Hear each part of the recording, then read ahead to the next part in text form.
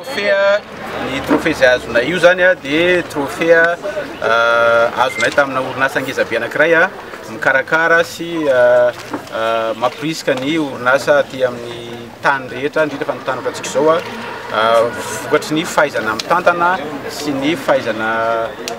mikirakira na fandrarana zany ny nahazoana trophée io. Izy io de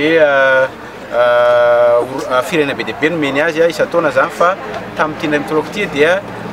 nisy orinasa malagasy roa nahazo azy dia ny lagasy Olympique zany ray tamin'izy ireo. Ny projet nay moa zany dia efa nilazanay ombiembeny foana fa projet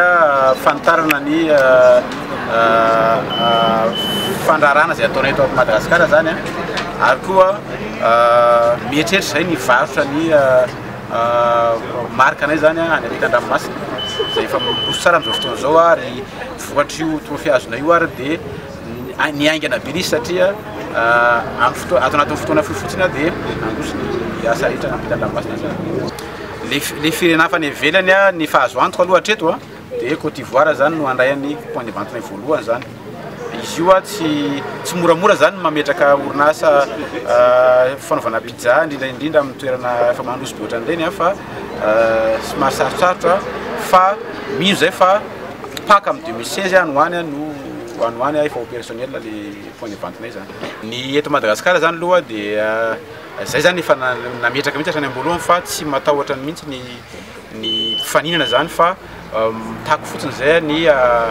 ampitovy lenta ny mpifanina rehetra zany fa tsy hoe rehefa zanaka minisitra na hoe zanaka olona mahitahita dia afaka manimba ny asany sasany fa tokony ahitsy tsara zany resaka faninanana zany ny règlement zany tokony matoan'ny olona rehetra. Iny zany tsy adina hevitra fa ny tena resahana dia hoe sarotra manao karazan-javatra manaraka ny fiainana iraisam-pirenena ohatran'izao zavatra ataonao izao zany hoe manofana sy manaja tsara ny norme zany mba ahafahana mivarotra mankany Ampitan-dranomasina avy eo dia izay fahasarotan'izay somary lafo eto amintsika zany lafo eto amintsika satria ohatra fotsiny hoe ny fitaovana fanadiovana ao an-dakozia sy ny traitement na sakafo ohatra dia amina miliara zany herintaona ny dépense ohatra ampiasaina zany ny mpifaninana amin'ny tena nefa mety tsy manisy lanjany zany zavatra zany dika zay zany somary mavesatra ao anay zany ny fandrarana zay atao raha manaraka ny norme zany Madagasikara amin'izao fotoana tsy hoe mora zany tsy hoe mora ho anay fa izy zany niankina tamin'ny serasera zay efa nataonay hatramin'izay dia todika nakaty aminay ny mason'ny